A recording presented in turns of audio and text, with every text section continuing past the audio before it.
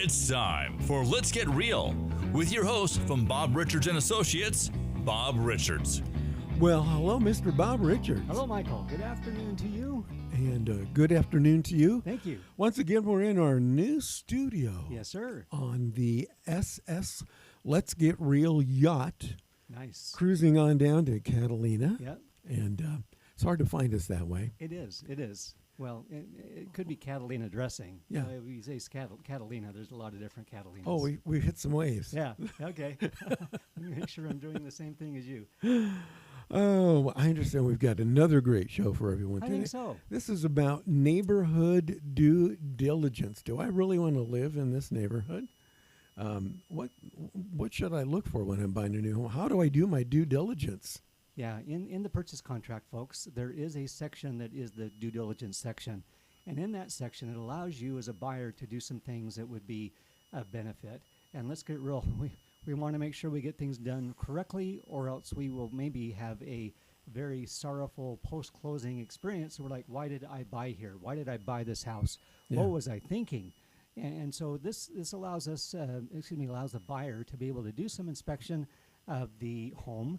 May do a mold inspection, termite inspection, roof inspection, whatever inspection the buyer wishes to have done or to do, it's at their cost, but also not to do it by themselves. Find somebody that actually knows what they're doing and licensed and certified, and make sure that they know rather than saying, well, let's get some Roundup or some Raid and call it good. There's really much more to it than that.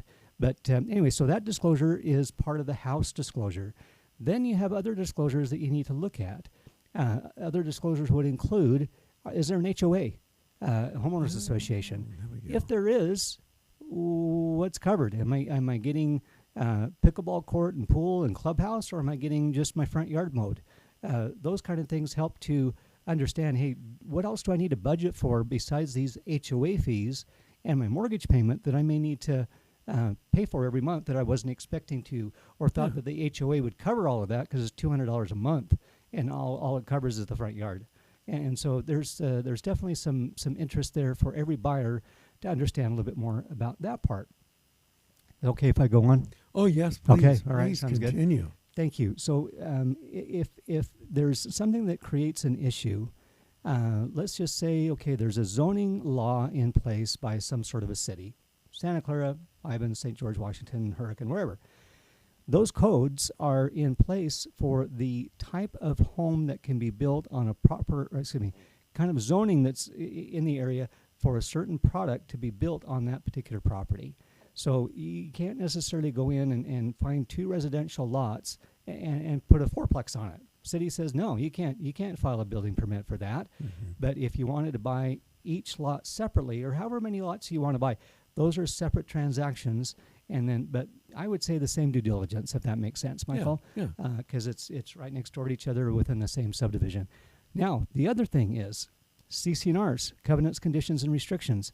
Those are also typically provided with an HOA. It could mean just simple coverage of a board managing money that comes in and goes out.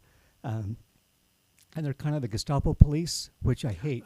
That's just wrong. Yeah. It's like, go ahead, folks, get another job, because let the residents be able to be residents, and don't complain or fine them for a 4-inch weed. So along with that, what happens if there's a conflict? Do the CC&Rs trump the zoning, or does the zoning rule because it's through a municipality or city? Oh. What would you guess? I would go with the city. Most people would. And unfortunately, the CC&Rs, I shouldn't say unfortunately, the answer is the CC&Rs rule. Oh, my gosh, not I the didn't know that. Yeah. And so if you have somebody that is full of junk next door to you, years ago, back in the 70s and 60s, I think it was called Sanford and Son, where there was everything on their front yard and backyard, and it just looked awful. Well, I have to admit to that, Michael, as I'm driving around the cities and looking at different homes, I do drive by the same type of home. I think, what are you folks thinking? Why can't you spend a day, a half a day, a few hours a week, something to get that out of the yard? Because it looks unsightly. There's maybe rats and rodents and unkept health issues, and oh my gosh, it just goes on and on and on. as a buyer looking at that and saying, I don't know if I want to live next door to this guy because it's so bad.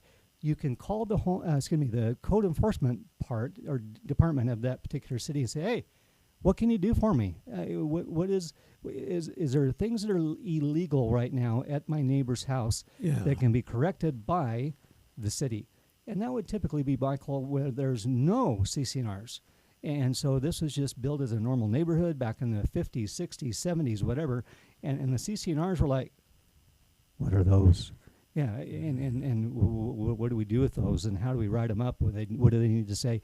So those kind of things are important to understand and know really what your rights are. You don't go knocking on the neighbor's door and say, hey, I'm your new neighbor. Get all that out of your yard so I don't have to be closing one eye as I pull into my garage. It has to be something that should be a win-win. So and I have to be critical here, folks, and excuse me if I do. There's not enough done by the code enforcement departments of our cities. There are a variety of different things and plenty of homes that need to be knocked on the door and said, hey, we've got a health issue. We've got a city ordinance issue. We don't like what you're doing. The health department's complaining, and get rid of that stuff rather than knock on the door and say, hey, would you mind working on that for a few hours this weekend? Oh, sure, no problem, dog, glad to do it. And the next time the code enforcement guy comes by, it looks the same. Nothing's been done. Nothing's been changed. So a couple of things on that, again, depending upon the HOA or the city as to who trumps what. Okay. So here's the situation. Yeah.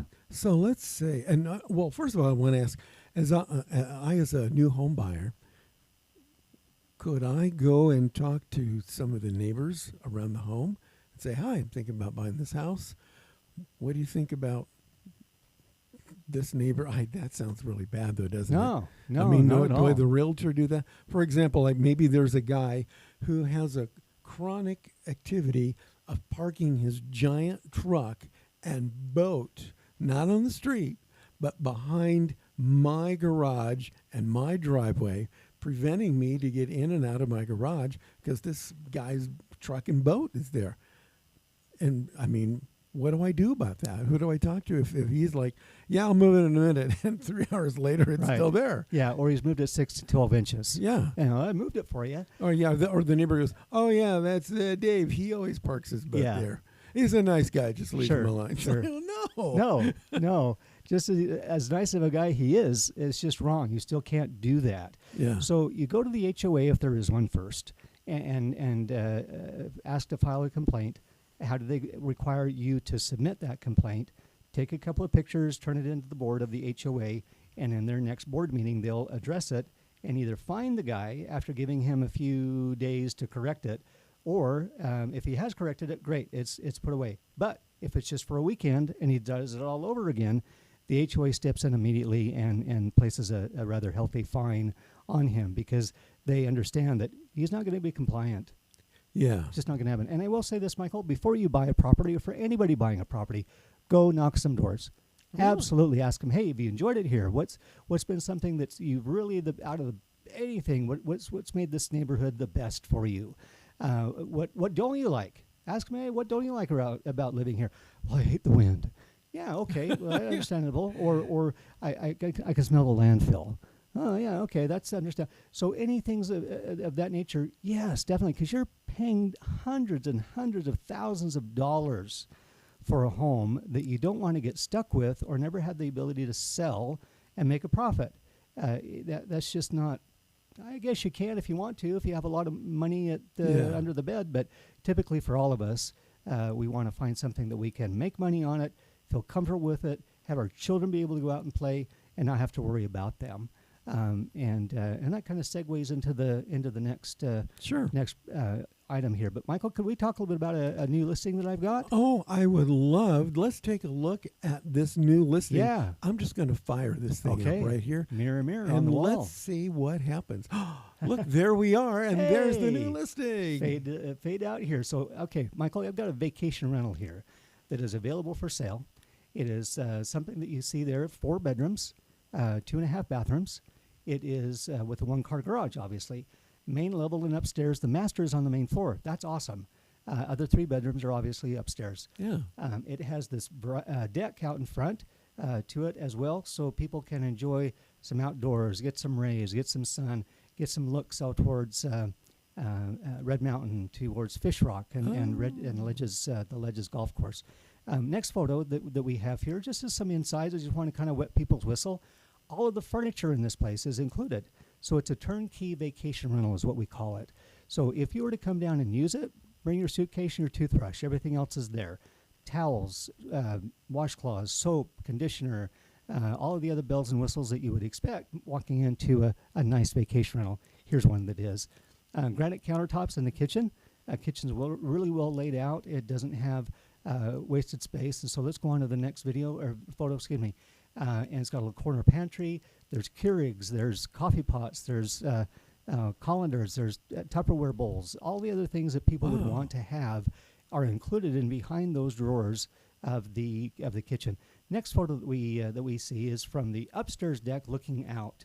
I like this particular unit because the road that you see there opens up the unit to a much broader look. You don't see the neighbor's window or what have you from there. You feel like this elevated, lots of sky, lots of sun, lots of air, and you love that. That's one of the reasons for coming down to St. George is to enjoy the beautiful surroundings. Right. We're so fortunate to be able to have that around here. Is this near the Fish Rock Grill? It is. Actually, it is. Yes. Yeah, this looks familiar. So, yeah, from this house to the number one tee box at Ledges, 5.5 minutes. Oh my gosh, Isn't that's that cool? amazing. Yeah, that's really cool. Just, you're good to go in, and you'll be teeing off within 15 minutes or whatever your tee time is. Yeah, and that's a great grill. That's a nice restaurant there. Yeah, that's excellent. So what do we have next here in the next photo? Yeah, so this is the backyard. So if there's a front yard with the deck, this has a nice little private backyard. It's an oversized lot. Now, there's no grass back there, and you don't want Johnny and Sally to play throwing rocks at each other. But for the group to get together, that is a nice natural extension of the inside to the outside. The grill's there. You can say, hey, I want my steak medium well, or however you like it. And then everybody's participating in the conversation. It's not something like, what do they say? You open up the door, and, oh, yeah, I hear that, and keeps that conversation going. So that's next photo. And then last one here, it's called the Escapes at the Ledges is the name of this subdivision, Michael. It has, where you obviously can see, a couple pickleball courts, has a swimming pool, little kiddie pool area, hot tub spa, a little small clubhouse as you first enter, but nothing that's real huge. Obviously, the focus being on the outside. You don't want some chess game that you got to use and say, oh, that was a lot of fun. Well, you can play chess anywhere you want to. But here's some exceptional opportunities for people to enjoy. Do they have an actual lagoon, like I've got a desert color, or is that just part of the golf course? That's part of the golf course. So you don't want to swim in the ponds of the golf course. Okay. They'll kind of caddyshack you and say, you know what, pool a pond will be good for you. Just making sure of that. Exactly. Okay. Yep. And this is again a great opportunity for somebody to buy into something that would be a rental income property. You have to work at it. It's not something you're just printing money out the back door.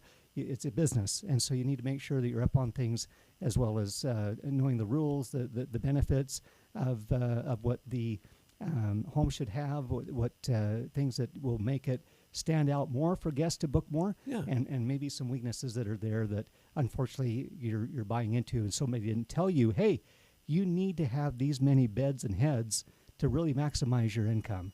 If they're just doing, well, let's do a queen there and a double there and maybe a king over there, that's wrong. You want to have somebody that is exceptional, that, like myself, and I have some expertise. I own some, manage some, to be able to fill the gap and say, base, this is what you've got to have.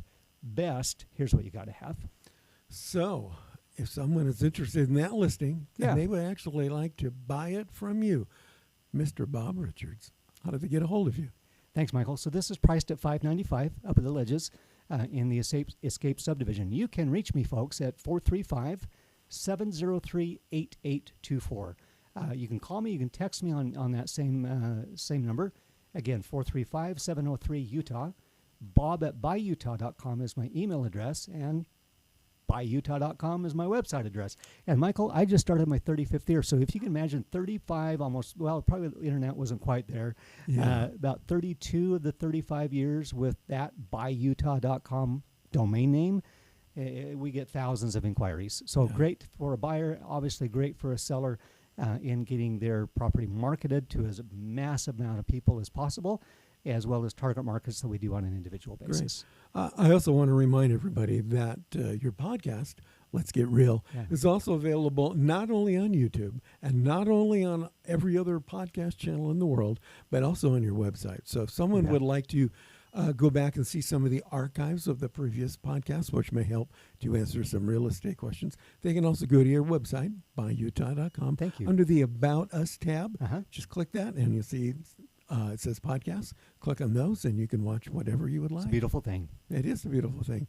Mr. Bob, thanks for joining us. Thank you. Today, and we'll see you guys again next time with another episode of Let's Get Real with your friend and mine, Mr. Bob Richards. There you are. Thank you. Thanks, Bob. This has been Let's Get Real with Bob Richards from Bob Richards and Associates. For more information, buyutah.com. We invite you to return again for another edition of Let's Get Real with Bob Richards from Bob Richards and Associates. Little Jimi Hendrix on the end there, huh?